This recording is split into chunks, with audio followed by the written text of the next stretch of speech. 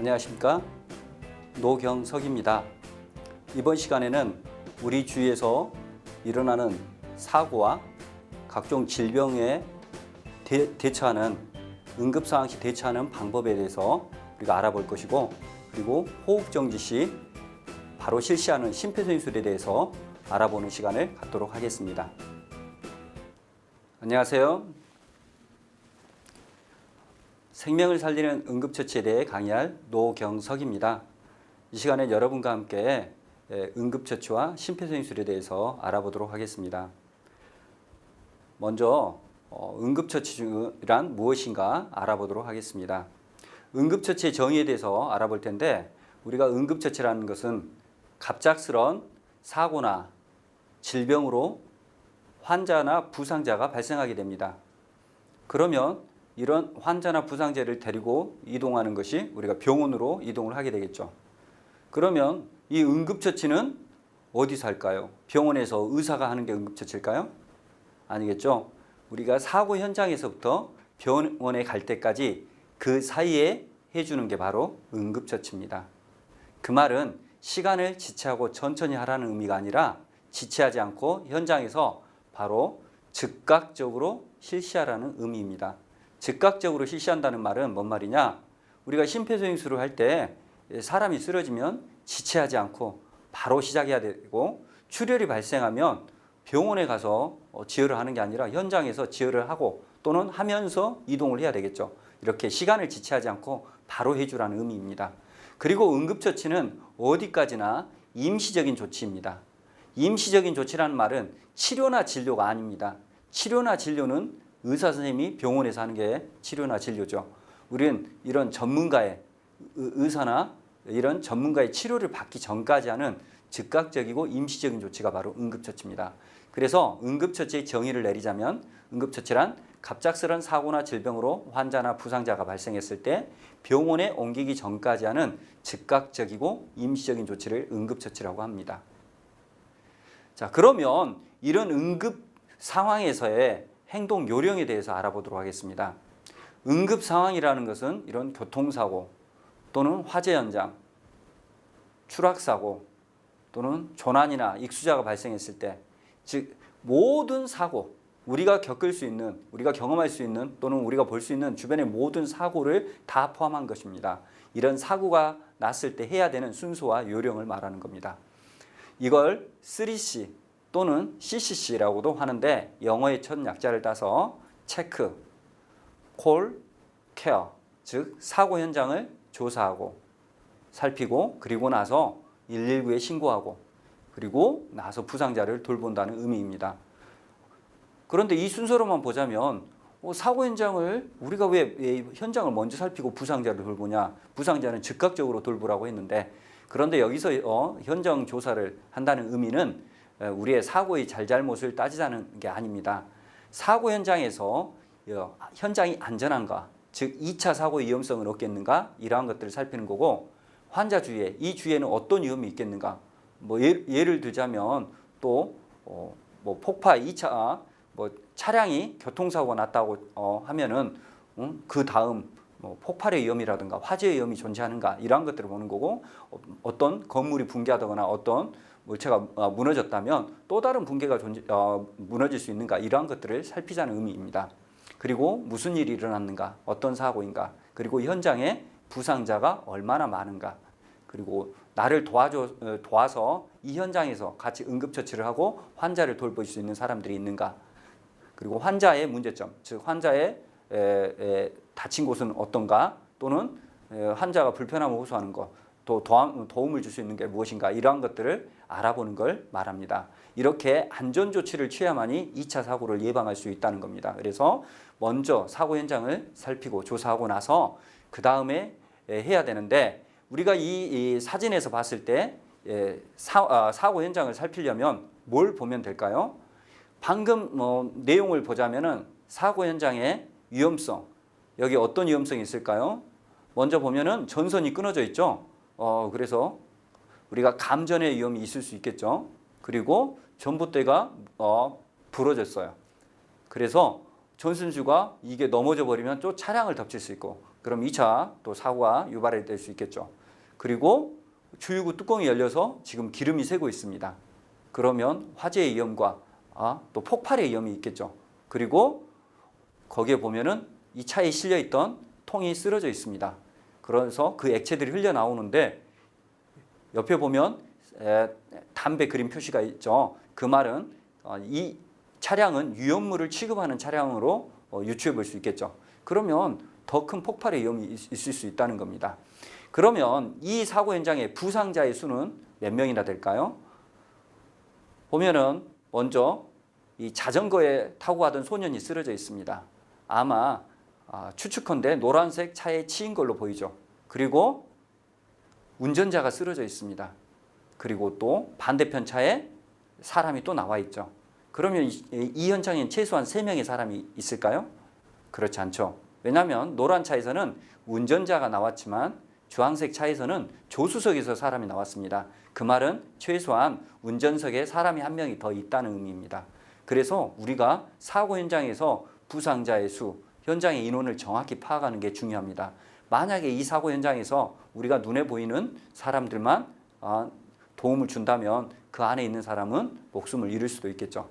그래서 이렇게 인원수를 정확히 파악하고 또 그리고 주변에 있는 사람들에게 도움을 요청해야겠죠. 지금 아이들이 공을 차고 있죠. 그 아이들에게 요청을 해서 119에 신고를 부탁할 수도 있겠고 또 같이 부상자를 나르거나 또 다른 도움을 줄 수 있는 사항들을 함께 일을 할 수도 있겠죠. 자, 그 다음에 해야 될 일이 119에 신고입니다. 119에 신고하는 요령은 우리가 어렸을 때처럼 배운 것처럼 6화 원칙에 의해서 하시면 됩니다. 전화 거는 사람 이름, 신고자 이름을 먼저 밝히고 신분을 밝히고요. 그리고 이게 무슨 사고인지, 어떤 일이 일어났는지, 그리고 이 현장에 부상자가 몇 명이나 있는지, 그리고 환자의 상태는 어떤지, 의식이 있는지 없는지, 호흡이 있는지 없는지 이러한 것들을 자세히 또는 골절이 있는지 이런 유무에 대해서 자세히 알려주고 그리고 정확한 장소를 이야기해 주는 게 좋습니다.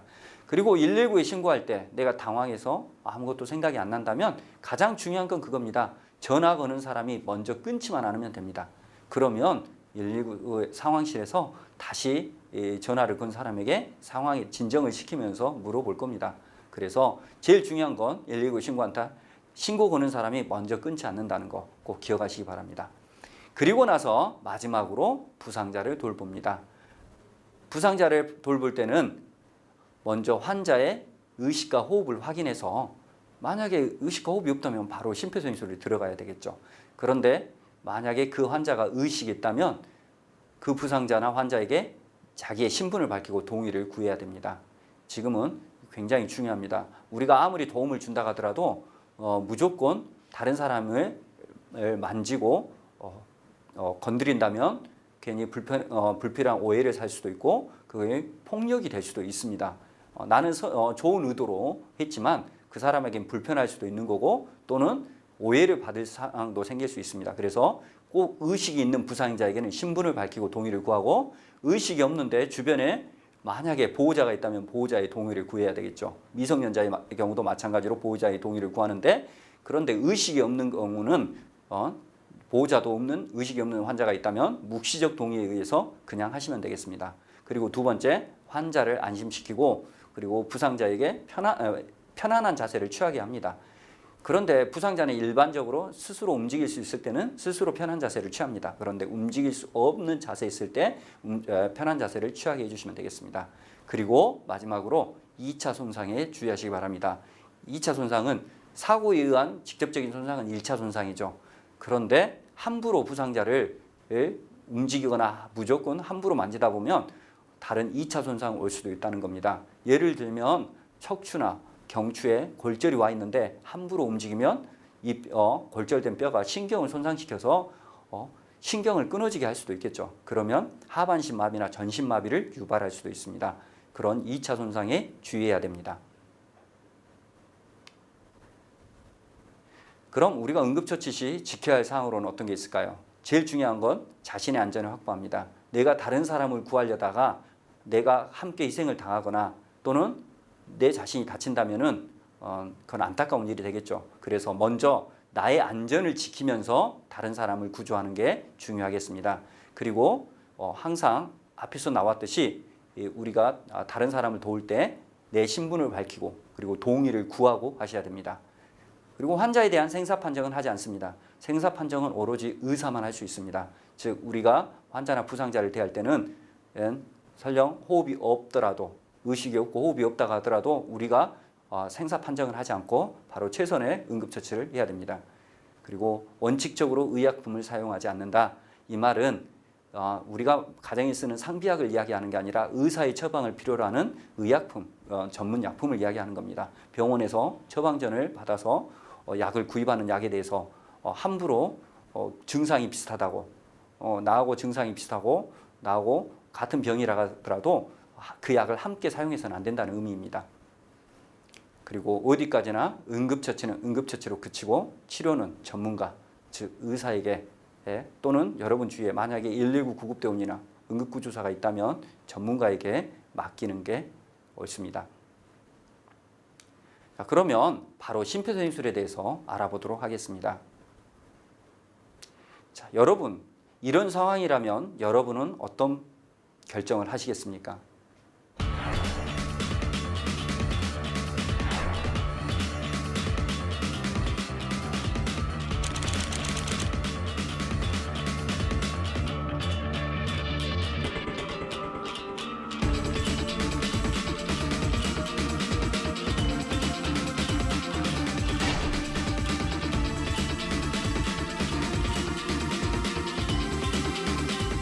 만약에 여러분 앞에 이런 상황이 왔습니다.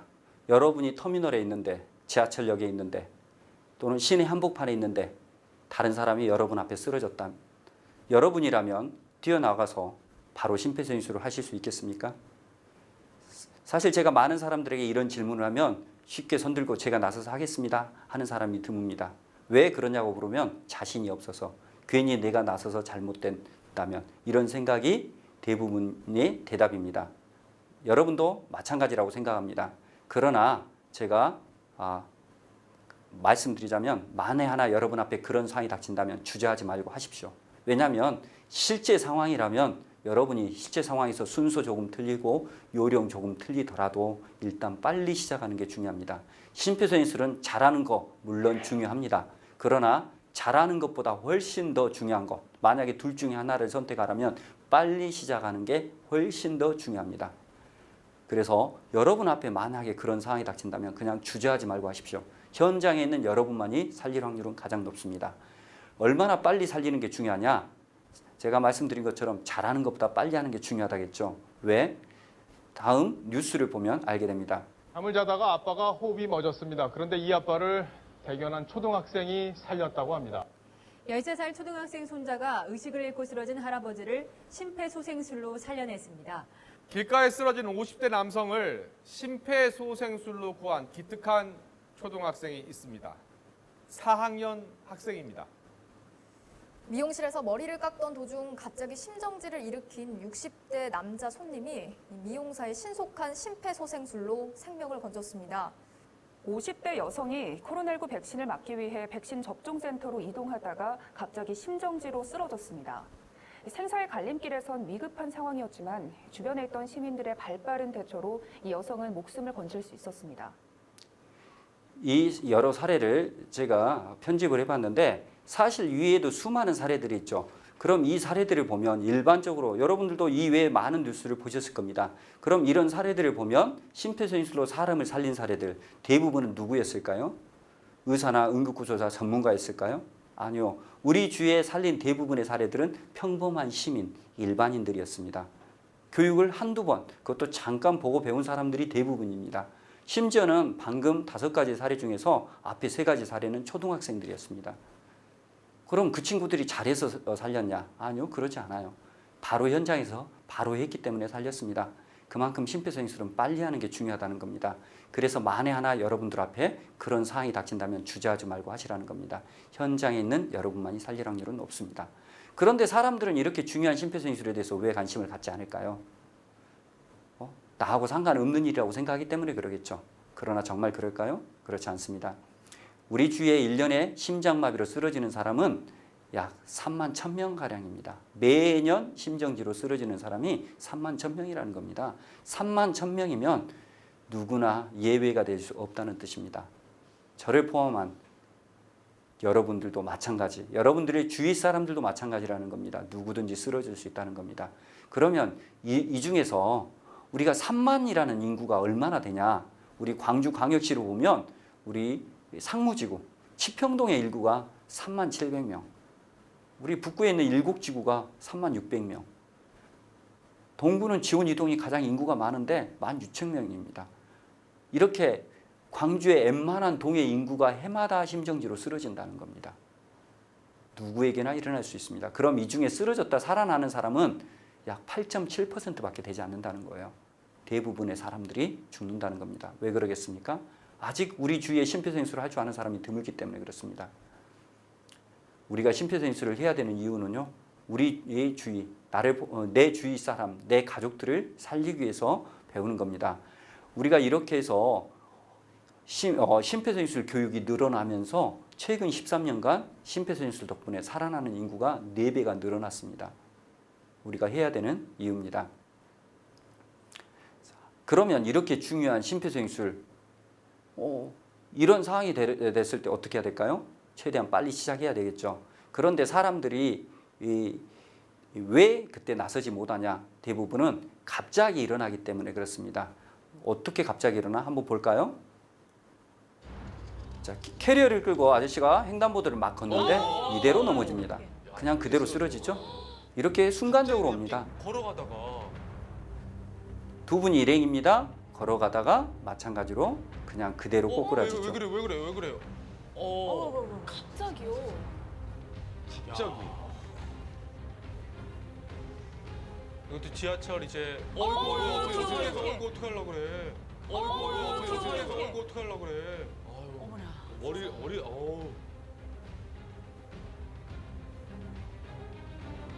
지하철 안에서도 마찬가지죠. 앉아있다가 그대로 꼬꾸라지는 거예요. 앉아있다가 갑자기 쓰러졌어요.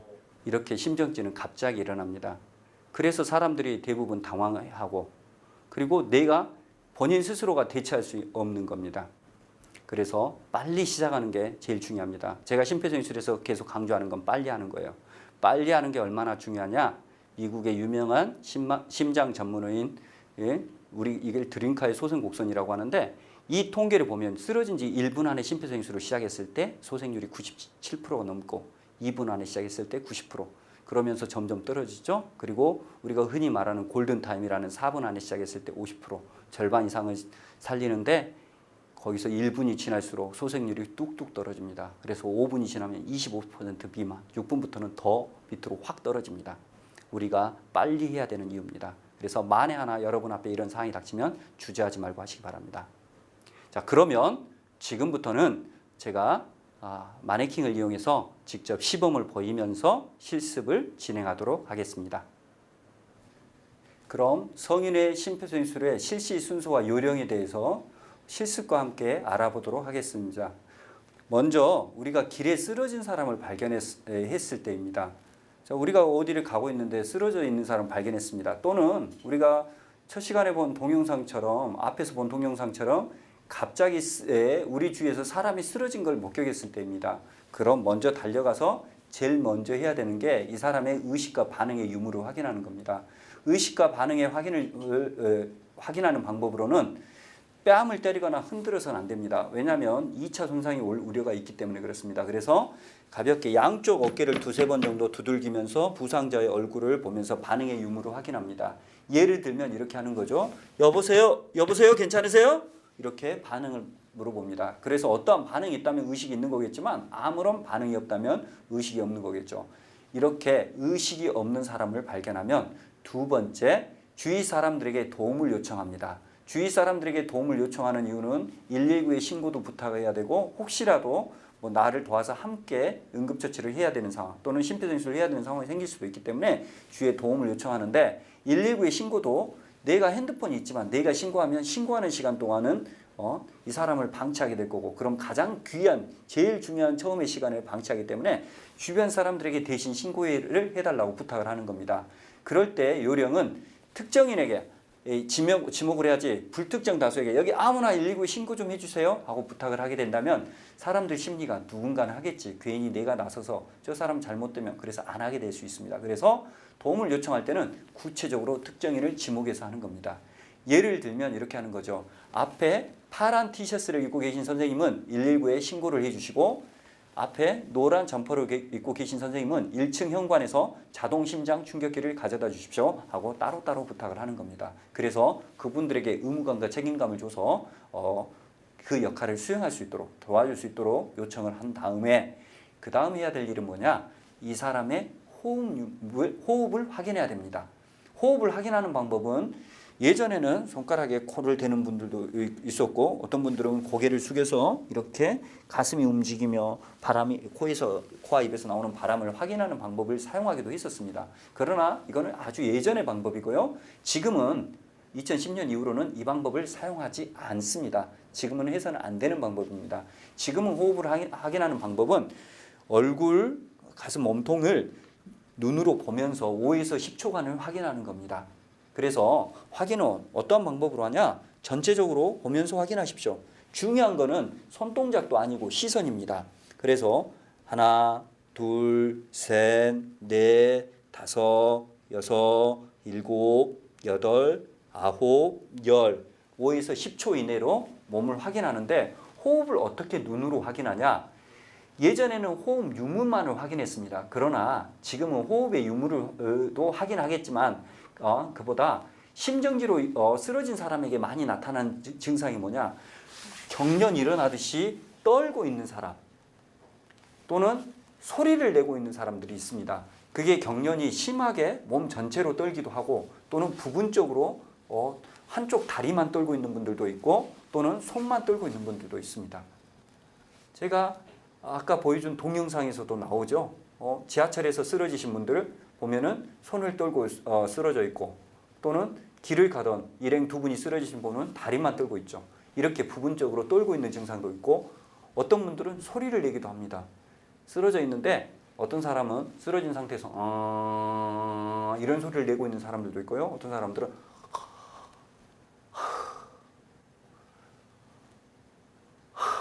이렇게 호흡을 하고 있는 사람들도 있고 어떤 사람들은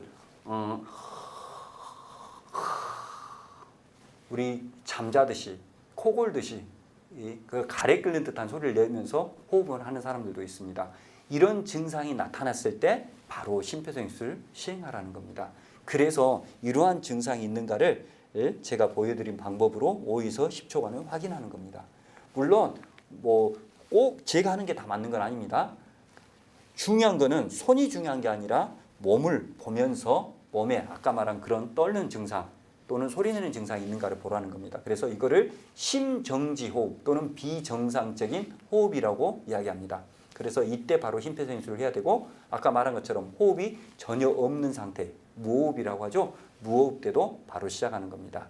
자, 이렇게 호흡을 확인한 상태에서 심정지 호흡이거나 무호흡이면 이제 바로 심폐소생술을 하는 겁니다. 심폐소생술을 할 때 가슴을 압박해야 되는데 압박하는 위치가 어디냐?